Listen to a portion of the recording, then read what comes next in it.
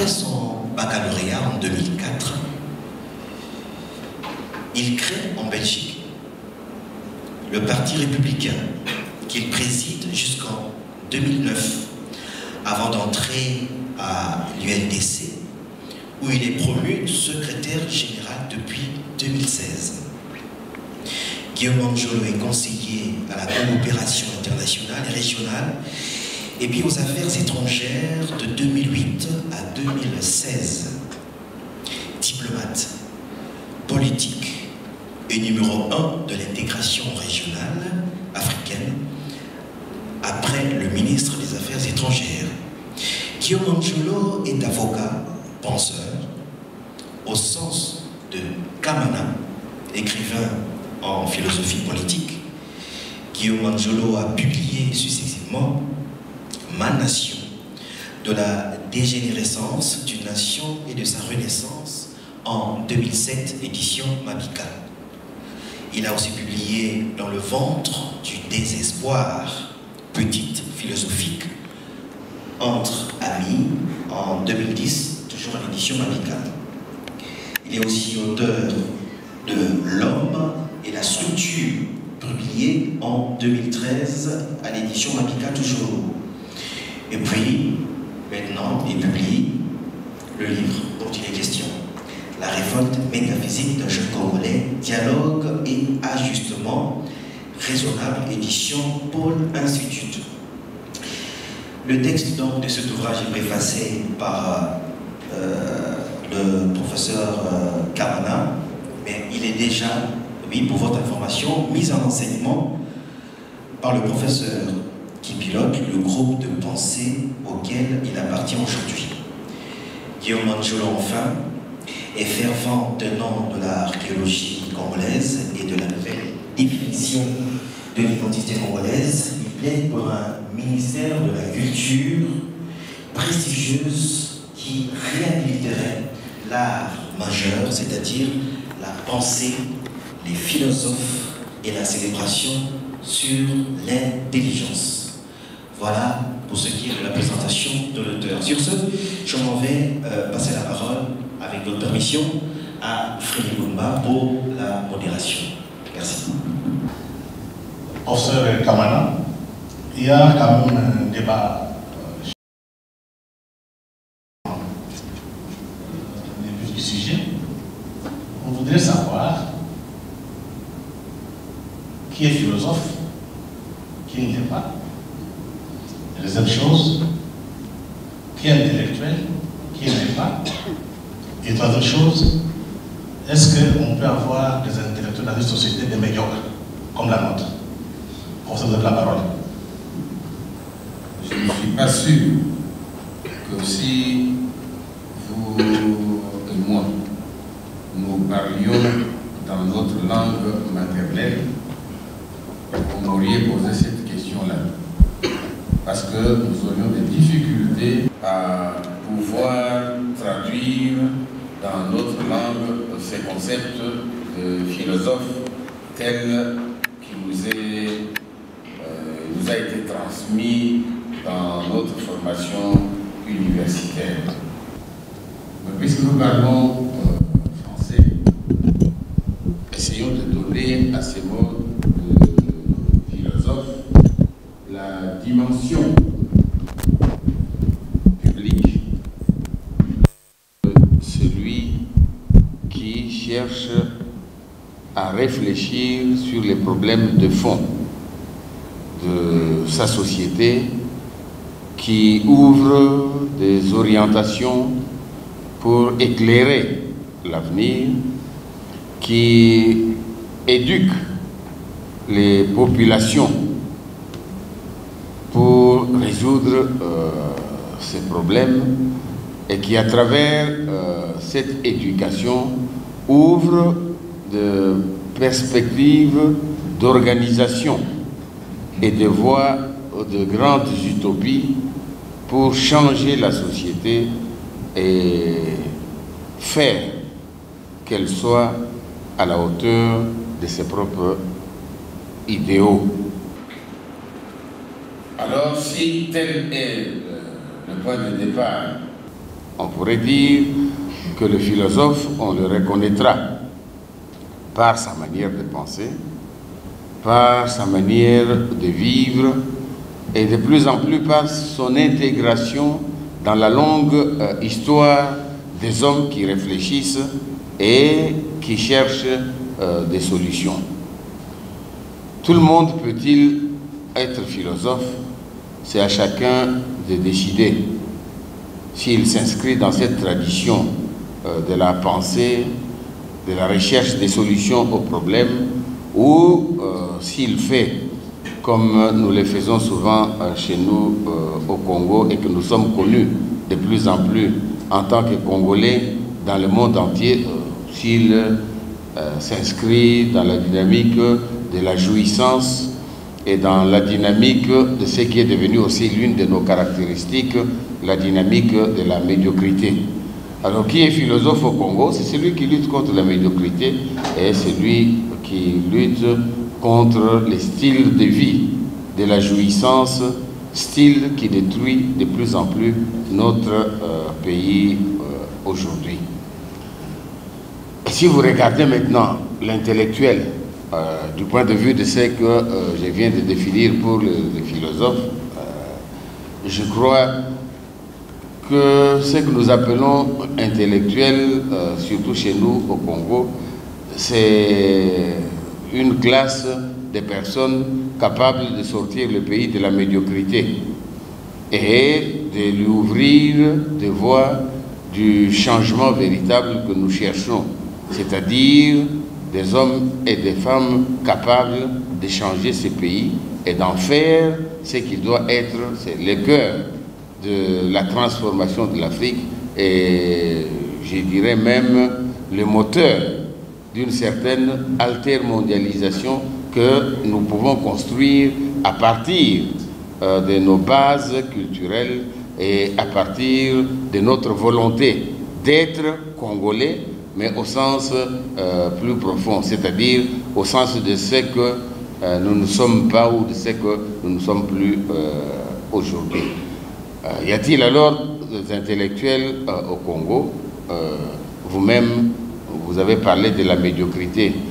Nous sommes tellement médiocres qu'il faut maintenant construire un nouvel homme congolais, c'est-à-dire la lutte actuelle de nouvelle génération au Congo, c'est l'invention du nouvel homme congolais capable de sortir de la médiocrité, capable de sortir de la culture de la jouissance et surtout capable de construire une société qui soit une société véritablement humaine, ça veut dire intelligente, capable de se servir de sa matière grise et de la raison, éthique, c'est-à-dire capable de vivre selon un certain nombre de valeurs d'humanité qui soient des valeurs fondamentales, et, osons les mots, spirituel, c'est-à-dire capable de dépasser l'enfermement dans les quotidiens de la médiocrité où nous nous trouvons aujourd'hui. Voilà ce que je pourrais donner comme réponse actuellement à votre question.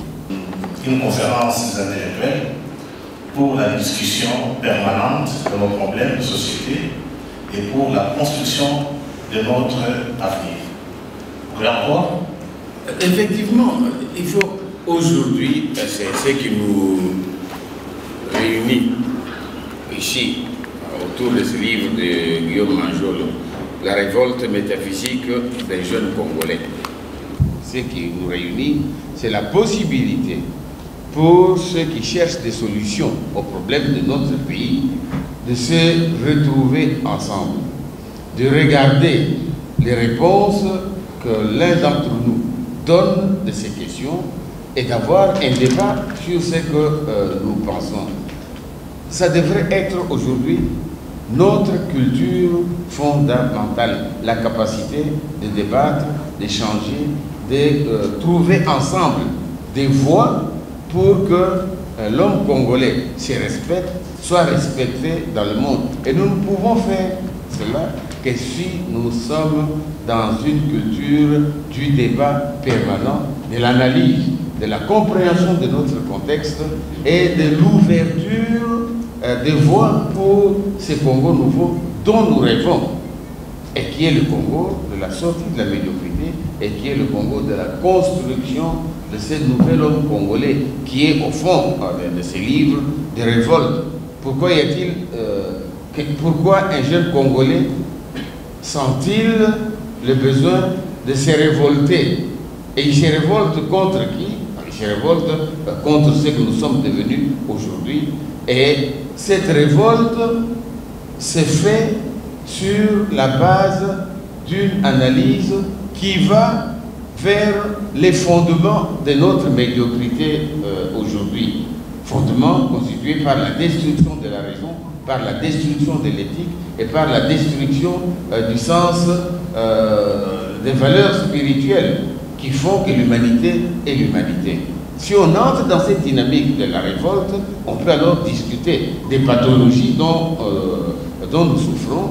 Et une fois qu'on en a discuté, entrer alors dans ce qui fera la force de ces livres, c'est la proposition des voies, qui sont les voies d'abord des rêves de notre Congo possible, mais en même temps des voies de l'engagement dans les domaines essentiels pour changer le pays aujourd'hui. Les domaines politiques dans lesquels nous sommes aujourd'hui tous engagés d'une manière ou d'une autre, mais aussi dans les domaines économiques, dans les domaines juridiques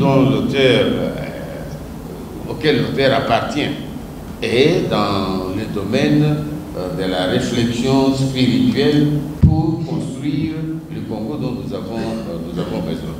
Alors vous comprenez, à la question que vous posez, être ensemble, réfléchir ensemble, chercher ensemble les solutions, proposer des voies d'avenir, c'est le fondement du Congo nouveau que nous voulons créer aujourd'hui. Ce que je disais alors en 1980 est d'actualité, et plus qu'en 1980, nous avons besoin de ce Congo nouveau après toute la période de médiocrité qui nous a caractérisés et dont je suis convaincu qu'aujourd'hui nous voulons sortir résolument. J'ai lu le présent livre des pensées de Guillaume Marlure comme un magnifique condensé de ces trois points de vue sur le Congo d'aujourd'hui. Quels sont ces trois points de vue? Ce qui est frappant, c'est le regard négatif que nous portons sur nous-mêmes, sur notre pays, sur notre classe dirigeante, sur les responsables de notre économie, sur la culture de l'homme congolais aujourd'hui. Nous sommes tellement négatifs par rapport à nous-mêmes que nous avons construit une culture de la négativité pour parler du Congo aujourd'hui. Vous voyez, c'est quand même symptomatique que le jour où nous devons nous rencontrer pour discuter sur la révolte métaphysique des jeunes Congolais, que nous n'arrivions pas à être tous à temps parce que des Congolais sont en train de barrer la route ou les routes de notre ville parce que la classe politique ou les jeunes qui veulent une autre politique se révoltent, barrent les routes et nous empêchent de nous retrouver ensemble. Ça, c'est le Congo qui nous frappe. C'est le Congo de la médiocrité. Guillaume Manjolo parle de ce Congo-là, c'est-à-dire des pathologies dont nous souffrons et dont chacun de nous est conscient. Il n'y a pas un seul Congolais aujourd'hui qui ne peut pas vous faire une litanie infinie des malheurs et des pathologies du Congo. Mais ce n'est pas cela qui fait la force de son livre. La force de son livre, c'est de nous montrer que derrière toutes les pathologies dont nous sommes devenus tous spécialistes dans les analyses de notre pays, il y a quelque chose qui relève du génie congolais. Et ce génie congolais existe. Ce génie congolais, il faut l'organiser.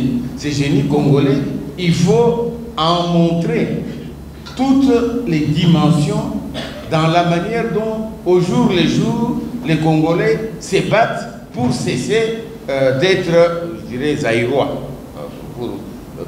Quand je dis zaïrois, c'est pour dire tout le mal que nous pensons de nous-mêmes. Mais nous pouvons sortir de cela si nous regardons le génie immense qu'il y a dans notre pays aujourd'hui, qu'il y a dans cette jeunesse qui se bat, qu'il y a beaucoup de penseurs congolais qui veulent un autre Congo, qu'il y a aussi auprès de nos inventeurs et de nos grandes figures de la pensée congolaise, dont certains sont dans cette salle et qui sont connus dans le monde comme des génies d'une grande nation capable de se transformer et de construire une autre Afrique. Guillaume Manjolo a pu, à travers les dialogues entre un père et son fils, donc son fils qui quitte la campagne, qui vient dans nos villes et qui tombe dans tous les malheurs de nos villes aujourd'hui, et qui découvre en même temps ce qu'il y a en nous et dont nous ne parlons pas souvent à nous-mêmes, c'est ces génies du peuple congolais. C'est notre regard. Et nous devrions aujourd'hui apprendre à bien parler du Congo. Nous devrions apprendre à avoir un regard positif sur le Congo. Et nous devrions apprendre à magnifier un certain visage de notre pays et de nous-mêmes et à éduquer les nouvelles générations pour qu'elles puissent être des générations de Congolais fiers, dignes, libres, qui entrent dans la grande ligne des grands Congolais comme Simon Kimbangu, comme Lumumba, comme Malula et tous les autres que nous connaissons qui font que ce pays est un grand pays. Et Guillaume a eu cette ambition de pouvoir aussi nous montrer ce Congo. Enfin, il y a un autre regard, c'est le regard de ce que nous voulons pour l'avenir de notre pays. Une utopie. Quel est notre rêve du Congo? Quelles sont nos utopies? Quelles sont nos nouvelles espérances pour ce pays? Comment faire pour que dans nos systèmes éducatifs, que dans nos médias, que dans nos églises, que dans les mouvements des jeunes, que dans les partis politiques, comment faire pour que le rêve du Congo soit grand? Que le rêve du Congo soit un rêve de puissance, que le rêve du Congo soit un rêve de créativité, un rêve d'invention permanente pour que nous soyons ce que nous devons être. Là aussi, à travers les dialogues entre le père et son fils, quelque chose se dégage de la grandeur de ce pays. Quelque chose se dégage de notre grandeur en tant que Congolais. Et le pari pour l'avenir du Congo, c'est le pari de pouvoir construire ces grands rêves congolais aujourd'hui. À ce moment-là, si nous entrons dans cette direction, ça sera fini du regard négatif, pessimiste, fataliste qui caractérise aujourd'hui beaucoup de Congolais. Il faut sortir de cela, entrer dans la grande utopie du Congo et nous engager alors à voir positivement notre pays. C'est cela qui, moi, m'a beaucoup frappé dans ce texte de Guillaume Manjolo. Et je crois qu'il serait bon que toute la jeunesse congolaise aujourd'hui apprenne à voir ce Congo avec les yeux de nos rêves, avec les yeux de notre engagement pour les changements. Et que nous soyons capables, nous, à tout moment, de parler positivement de notre pays et de casser avec la culture de la fatalité, du pessimisme, comme s'il n'y avait plus rien à faire du Congo, alors que tout est à faire. Il n'est pas possible que dans un pays où tout est à faire, les gens soient pessimistes comme nous le sommes aujourd'hui et parlent avec tant de ressentiment concernant eux-mêmes comme s'ils parlaient de quelqu'un d'autre. Voilà ce qui m'a impressionné dans ces livres que j'aimerais que beaucoup de jeunes puissent lire actuellement. Merci beaucoup, professeur. Monsieur Manjolo, maître philosophe. C'est frappant parce que M. Manjolo avait passé beaucoup de temps en Occident, chez les Blancs. Mais en lisant un peu ton livre, on se rend compte que tu restais villageois. Un villageois révolté. Qu'est-ce qui s'est passé? C'est un honneur pour moi d'être à côté du du prof Kamana.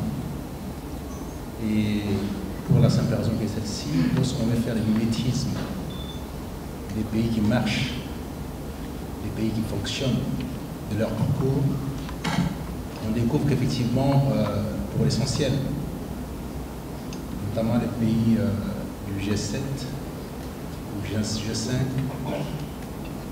les stars de ces pays-là sont des penseurs. Ce sont les penseurs, ce sont les grands philosophes.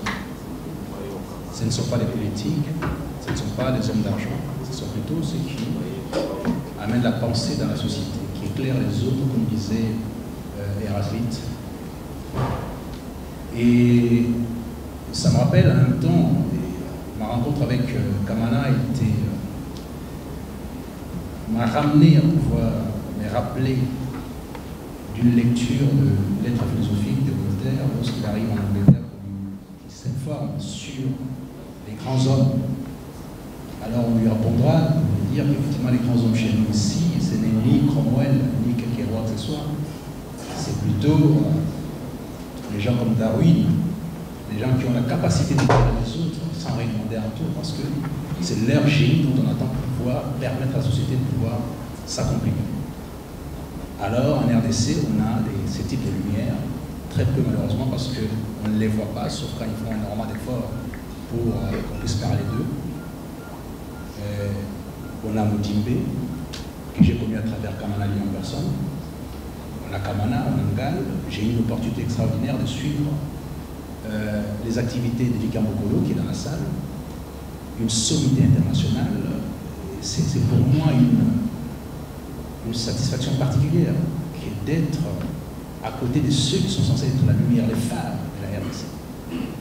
De les fréquenter, de parler avec eux, de me ressourcer auprès de plutôt, c'est une réelle satisfaction. Alors, pour revenir à ta question, et je pense qu'on va peut-être élaborer un peu plus ce développement par la suite,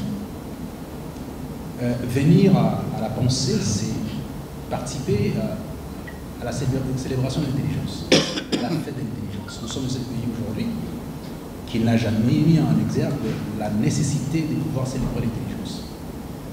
Les gens s'autorisent des titres sur le fondement soit politique, soit financier, mais personne n'a jamais pensé un seul instant orienter la célébrité sur l'intelligence. Quelle est cette société qui peut se construire sans intelligence? Elle n'existait pas. Donc je faisais un relais avec les grands pays, notamment les conseils de sécurité, pour voir qu'effectivement tous ces pays-là ont honoré les leurs pour pouvoir asseoir une civilisation, une culture.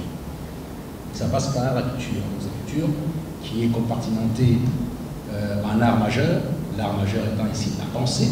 Avant tout, il y a d'abord la pensée. Sans la pensée, il n'y a rien. C'est la pensée qui structure, qui organise, qui donne des orientations. Alors on a là un grand penseur, Kamana, qui non seulement est imprégné de la culture africaine, mais il est parti en Occident où il a pris les outils de la compréhension de la culture occidentale, mais qui lui permet aujourd'hui d'appréhender mieux notre culture, au même titre que celle qui a précédé l'autre Indien. Ce qui est intéressant dans ce que Kamana fait aujourd'hui, et là je dois parler absolument de lui, c'est qu'en lisant un des textes, un article très important qu'il a rédigé sur Mudimbe, il nous ramène vers une approche qui nécessite des lunettes africaines. Alors, il dit dans ce texte où il parle d'un philosophe camerounais qui nous sort un néologisme particulier, la xénologie. La xénologie étant ici l'appréhension de l'autre. Mais cette appréhension de l'autre se trouve être avec les lunettes étrangères. Alors la question se pose, est-ce que l'Occident qui parle de nous a-t-elle des outils, a-t-il plutôt des outils pour pouvoir appréhender notre vérité? Alors je me suis posé une question, c'est bizarre parce que moi-même, nourri à la matière occidentale, mon appréhension des choses africaines se trouve passée par cette xénologie avec les lunettes occidentales.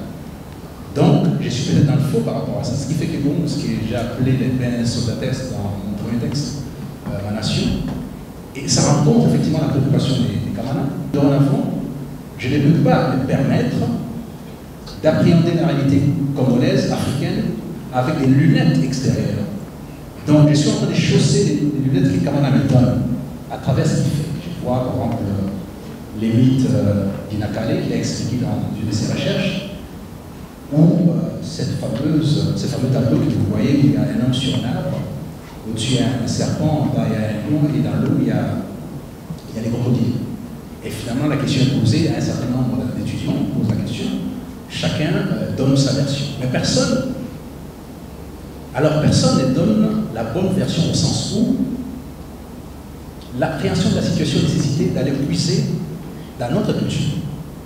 C'est-à-dire, chez nous, lorsqu'on doit partir en forêt, on doit être muni des outils de protection, sinon on va en vente. Or, c'est monsieur qui se déplace, qui va en forêt sans s'armer, a commis une faute en regard de nos règles, de nos coutumes. C'est une beauté extraordinaire. On peut en faire des livres entiers, on peut en faire la formation parfaite dans les universités pour comprendre effectivement, nous avons omis du matériel nécessaire à notre être parce que nous avons copié des choses qui ne correspondent pas forcément à notre réalité. Alors cet égoïsme qu'on voit, est-ce que cette personne est partie? C'est pour les 20 palmes, c'est pour les 20 palmes, il a envie de pouvoir les consommer seul. Donc toutes ces questions-là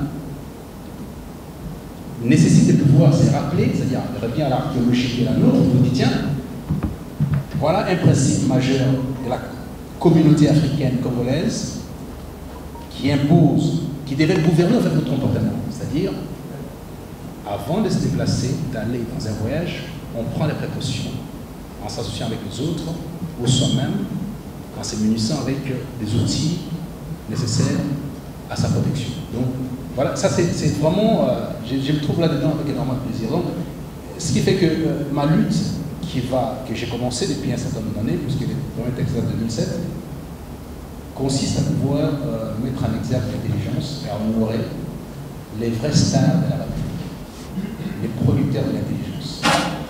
Et là-dessus, j'ai eu une opportunité dans cette salle où un jeune homme présentait l'économie de l'intelligence, où il expliquait effectivement avec raison, et j'y m'y associe,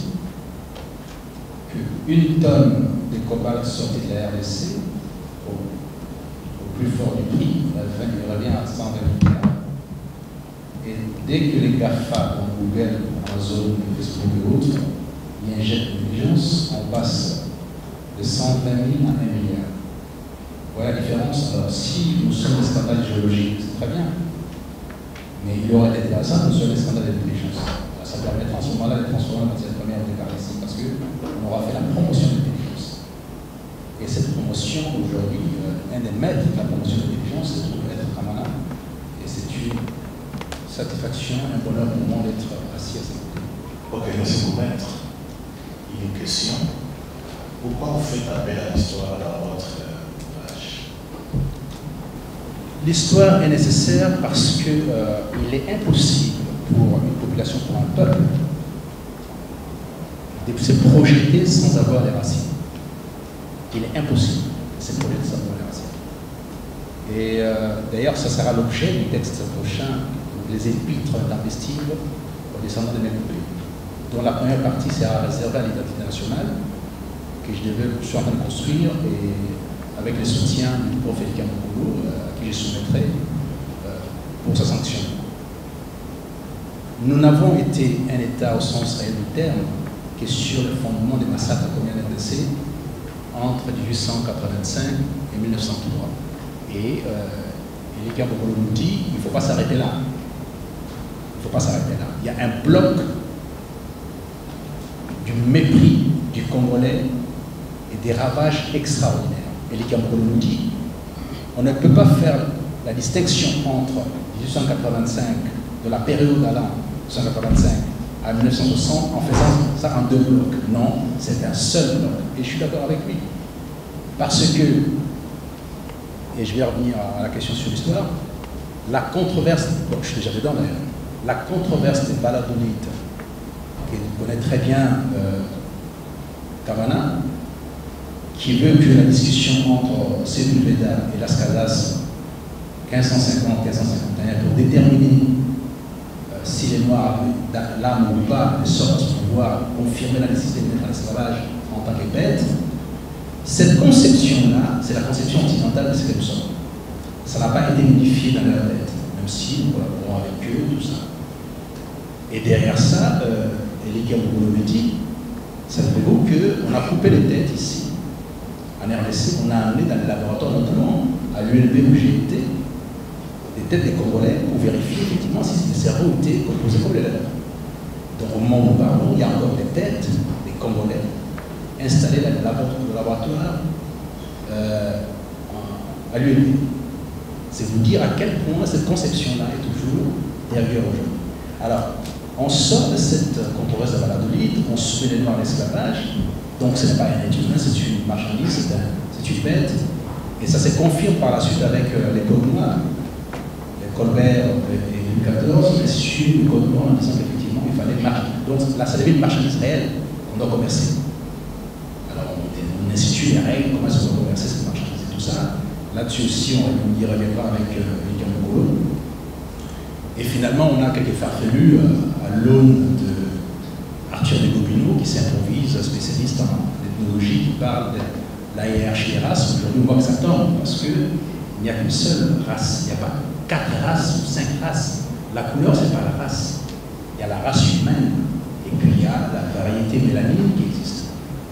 Donc, lorsqu'on a compris qu'en face de soi, les gens ont construit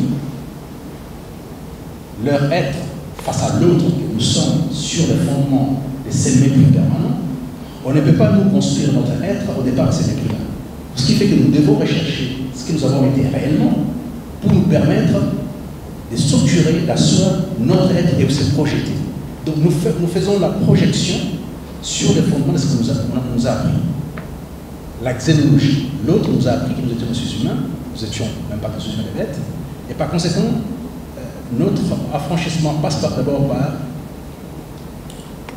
une auto-évaluation, la recherche de notre étant. Dès qu'on l'a retrouvé, en ce moment-là, on peut se projeter.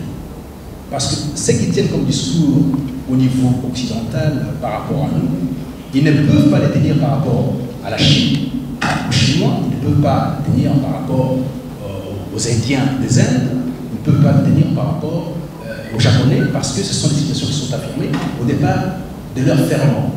Donc, la nécessité aujourd'hui, d'ailleurs, c'est pour ça que nous sommes dans une sorte de souffrance psychanalytique, parce que nous n'avons pas encore fait le deuil de ces génocides de 1885 à 1960.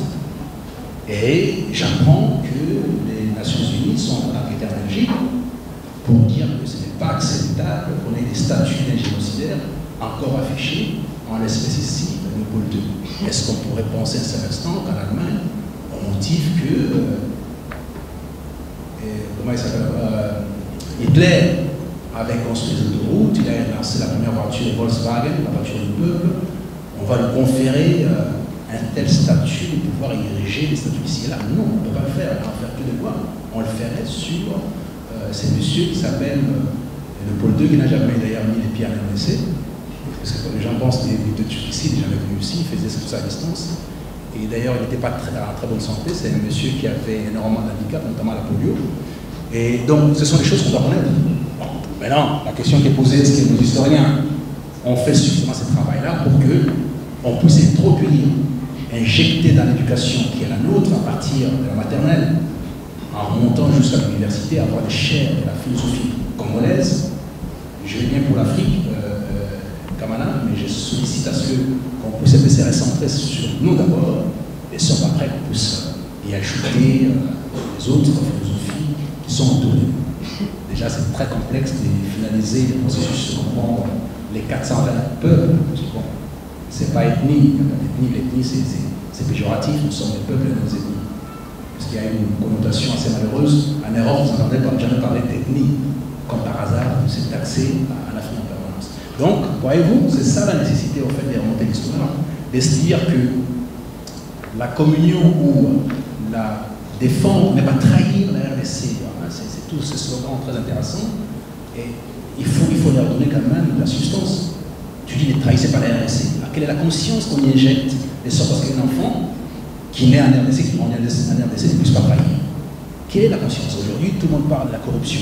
Mais est-ce qu'on a fait quelque chose? Y a-t-il eu un travail qui a été fait pour qu'un député élu d'un parti politique refuse de voter son sénateur d'un parti politique, aille voter ailleurs? Quel travail a été fait? Rien n'a été fait. Ok, merci beaucoup, maître. Et l'autre question. L'autre question, c'est sur la culture. Vous plaignez toujours que dans ces pays, le ministère de la Culture est presque oublié. Mais autre chose, comment voulez-vous parler de la culture quand on est toujours dans la culture orale? Généralement, quand on publie les livres, trop peu de Congolais lisent. Oui, là aussi on va remonter l'histoire, parce que il y a eu une responsabilité qui revient à Kamala. Il est docteur en philosophie, de grandes universités, en théologie, tout ça. Mais je n'ai pas vu un travail qui a été fait par ceux qui ont fait le cursus philosophique chez nous sur la philologie. Et c'est intéressant qu'on puisse, tu parles de l'oralité. Est-ce que nous avons été seulement dans l'oralité? Il me semble que non. Nous avons eu l'avantage d'avoir aggravé ce que nous pensions sur le masque, n'est-ce pas? Les masques ont une sorte, si on a la lecture exacte, on peut déterminer ce qui en sort. Si aujourd'hui on dit, voilà, effectivement, les signes mathématiques ont été découverts en RDC il y a 22-25 000 ans sur les ossements du Chambo, c'est parce qu'effectivement il y a un acte de transcription de son pensée ou des calculs sur un objet. Donc, et ça, pour qu'on puisse atteindre ou essayer d'appréhender cette connaissance-là, il faut que la philologie nous aide, que ceux qui ont fait les parcours académiques dans ce sens-là puissent construire la philologie congolaise à même de nous montrer la voie, de nous éduquer au fait ce que nous avons été exactement. Parce que si on va en Égypte antique, quand on regarde, et heureusement qu'on a les papyrus qui nous permettent de pouvoir maintenant évaluer les choses. Mais nous, je dirais, qui dit on a été dans l'oralité. Non, on n'a pas été dans l'oralité seulement parce qu'on a figé dans les masques, dans les nappes, dans les tissus, un certain nombre de messages qui, si on remonte les temps, on sera en mesure de pouvoir expliquer, les appréhender. On n'a pas fait ce travail. Donc, ce que tu dis l'oralité, c'est la xénologie pure. Comment voulez-vous que les gens qui ont vécu dans l'oralité soient en mesure de transcrire sur un certain nombre d'objets des éléments de transmission ou de communication? Mais bon, on nous enferme là-dedans, on doit se mettre. Comment voulez-vous que, d'ailleurs là-dessus par rapport à la récupération de nos arts, j'informe le public ici qu'on a répertorié les œuvres d'art qui sont venues d'Afrique et dans la hiérarchie élite parade. Je pense que la France doit définir plus ou moins sur 59 à 60 000 œuvres d'art qui viendraient de tous les pays qui sont occupés, certains par vol, par pillage, d'autres par des moyens tout à fait détournés. Et après la France, il y a l'Angleterre, et puis ainsi de suite. Au top des tops, la France est à 60 000. On voit l'Empire français 60 000, et la Belgique à 180 000. 180 000 objets d'art aujourd'hui. C'est-à-dire, c'est dire la manière dont on a été dépouillé totalement de ce que nous avons été. Et je rappelle toujours cette fameuse phrase de Conan Doyle qui reprend la lettre de Stanley qui disait, et c'est là où ça va en contradiction avec ce que dit par rapport à l'oralité, que je suis arrivé à Irébo, la populeuse Venise du Congo, populeuse parce qu'il y avait vraiment un monde extraordinaire. Et j'ai trouvé un début de commerce bien établi, un début d'industrie, la connaissance parfaite de l'environnement, y compris la diplomatie. Mais cette même ville, cette même cité du Irébo, dont on dit ces éléments-là en 1983, en 1903, de la populeuse, il restait 50 personnes. Vous voyez les massacres. Non seulement on a ravagé, on a tué, mais on a aussi emporté toute la science qui avait été établie déjà en en termes d'industrie et la connaissance du commerce. Donc, ce sont ces outils-là qui nous rappellent que sortons de la technologie, parce que là, la question est zénologique, si je peux me permettre. Donc, il est nécessaire que notre communion ici, en tant que Congolais, soit appréhendée sous l'angle des descendants de la République.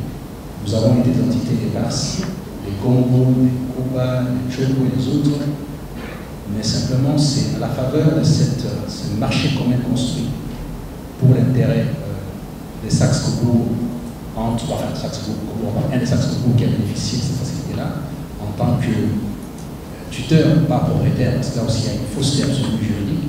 On n'a jamais donné la propriété privée à Léopold II, c'est faux.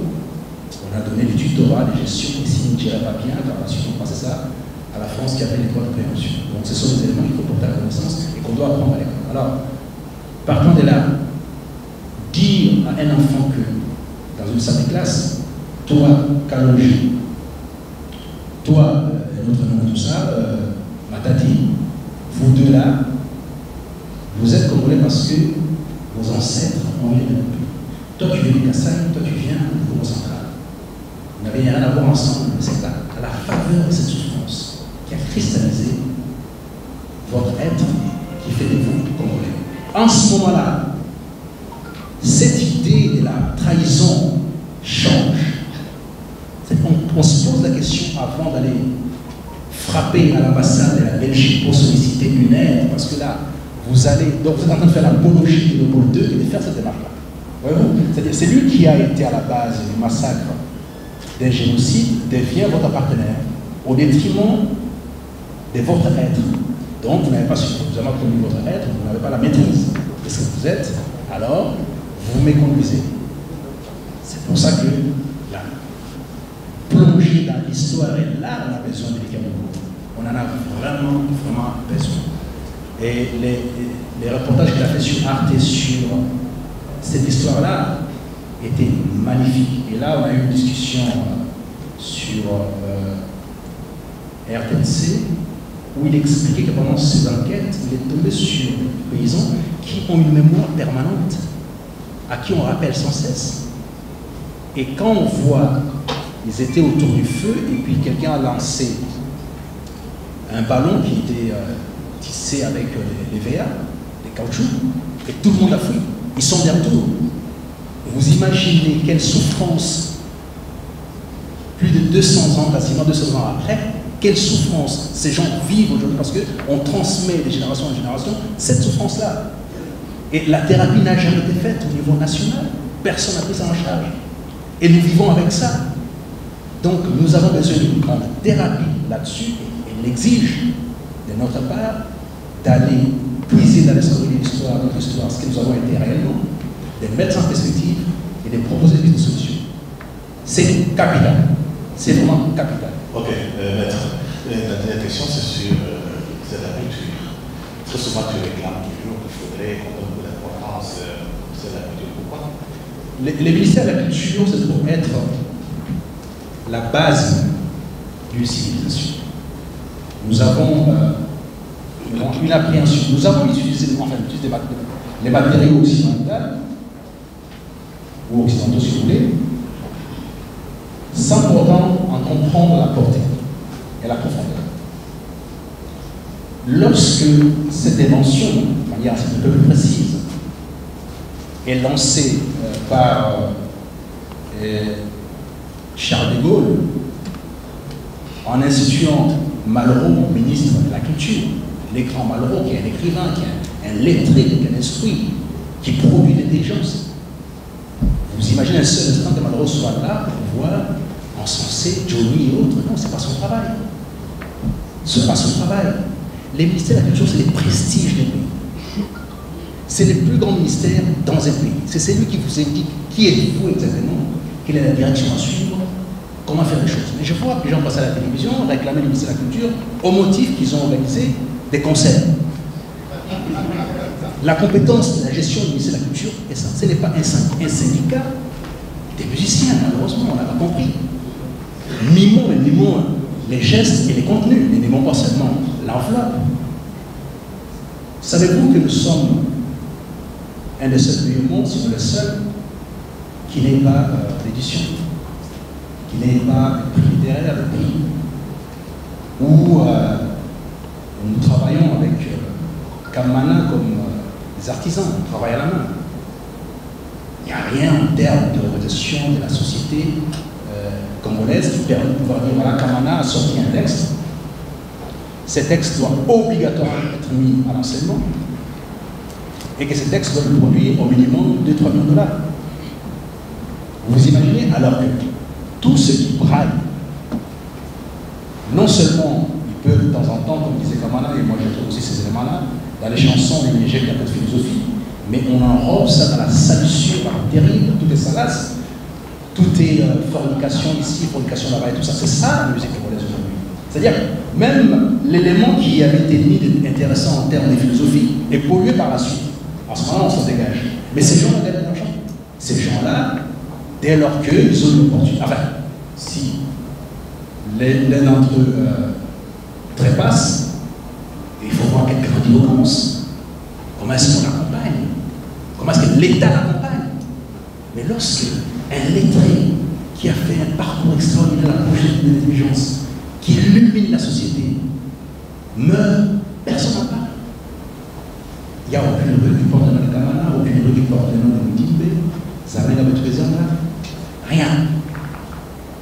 Est-ce que vous trouvez normal qu'un pays vive comme ça, qu'une culture soit les syndicats des musiciens? Quand on y arrive, on ne parle que... Oui, je m'arrête là-dessus. Quand on y arrive, on ne parle que des syndicats. La protection, tout ça, les droits. Les droits d'auteur sont accessoires à la création. Alors, quand on parle des droits d'auteur, c'est accessoire à la création. D'abord, il faut parler auteur. Et si vous parlez auteur, il faut classifier les arts majeurs, les arts moyens, les arts mineurs. L'art majeur n'est pas considéré, et par conséquent, nous naviguons à vue.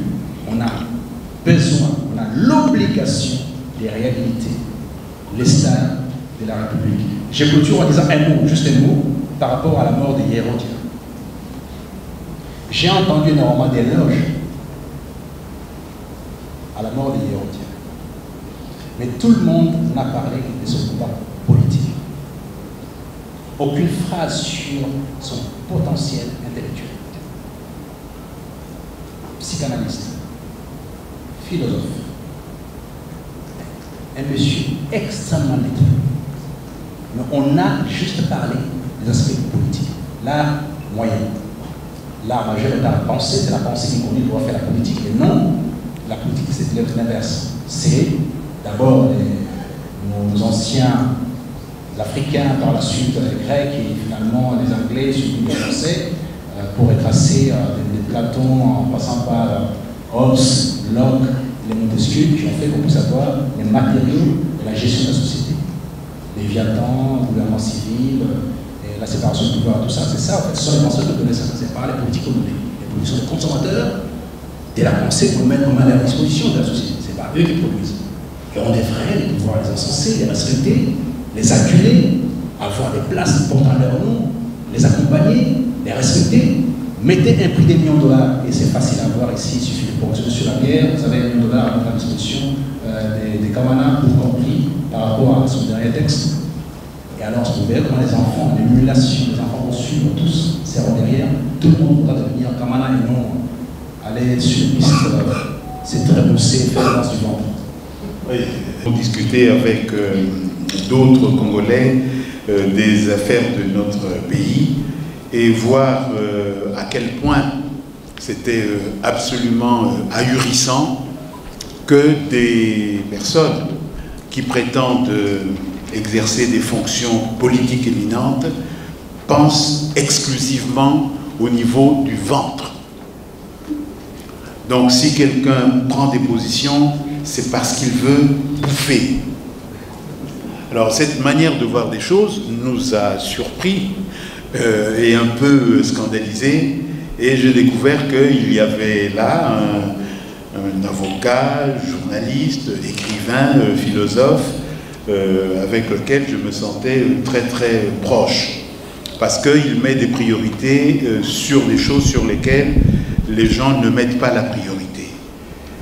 À un moment donné, comme on a parlé de notre groupe Défi à Paris, nous avons pensé faire la même chose ici.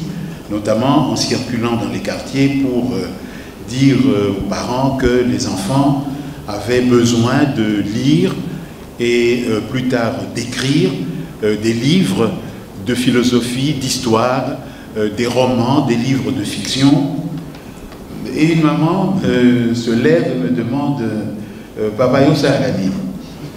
Je lui dis « Na komakaba beaucoup ya histoire. » Papa, beaucoup ya histoire et laisse à caper batou. Donc je me lève et je lui dis « Maman talanga, ozomonanga lokwa mutakufata. » Donc nous avons effectivement, c'est là le problème. Et c'est important de le dire un jour comme aujourd'hui. C'est un problème parce que sans la pensée, il n'y a pas d'être. Il n'y a pas d'être sans la pensée. Et donc, nous vivons dans notre pays avec cette idée que le ventre, peut-être le bas-ventre, c'est beaucoup plus important que la tête. Et je crois que tant que nous n'avons pas réussi à changer cet ordre de choses, le pays ne peut pas aller de l'avant. Nous sommes tous d'accord, et ça a été rappelé tout à l'heure, que notre pays a les moyens, dans une génération, peut-être dans 2 générations, d'être au seuil du développement. Mais comment on fait pour y aller? Comment on fait pour y aller? Et donc je pense qu'on n'y va pas seulement en vendant du cobalt, etc.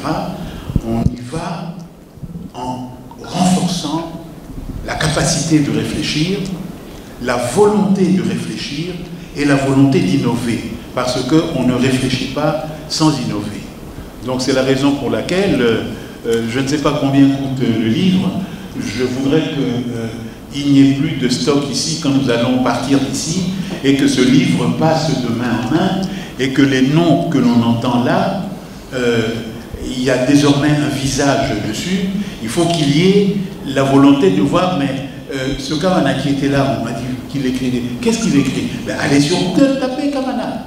Et vous verrez ce qu'il a écrit, peut-être vous verrez sortir des textes. Faites la même chose pour tous les autres. Alors, un mot sur Hérodia. Hérodia a été notre grand frère, à nous plusieurs à Paris. Et j'avoue que, écoutant la radio nationale congolaise, avec des journalistes qualifiés, poser en conclusion de ce reportage sur sa mort, qu'est-ce qu'on retiendra de lui? Et des journalistes dire, en hochant la tête, on retiendra de lui son cigare et son gilet. C'est un scandale. C'est un scandale. Moi, j'ai connu Hérodia à l'école normale supérieure, qui est une école prestigieuse, parce qu'il faisait partie de l'école freudienne de Paris, la plus grande école de psychanalyse dans le monde aujourd'hui. Et donc, un pays comme le nôtre, qui a eu un vice-président, qui est psychanalyste, philosophe, membre de l'école freudienne de Paris, ne retiennent de lui que le cigare et le gilet. Je crois que nous avons un gros travail à faire ensemble, et nous avons besoin que... Excusez-moi, que nous continuions sur la voie que nous aurons l'occasion probablement de revenir sur certaines autres questions. En tout cas, bravo, bravo d'avoir écrit ce livre que vous portiez pendant longtemps et qui finalement finit par sortir. Chacun de nous porte en lui 3, 4, 5 livres. Eh bien, il faut s'asseoir et l'écrire. Il faut l'écrire. Si ça n'est pas tout à fait au point, nous les anciens, nous sommes là pour vous dire, arrangez un peu ici, coupez ça, faites ceci et vous conduire à un éditeur. Le Congo a d'abord besoin que la pensée s'érige au centre du village. La pensée d'abord et rien d'autre chose. Merci.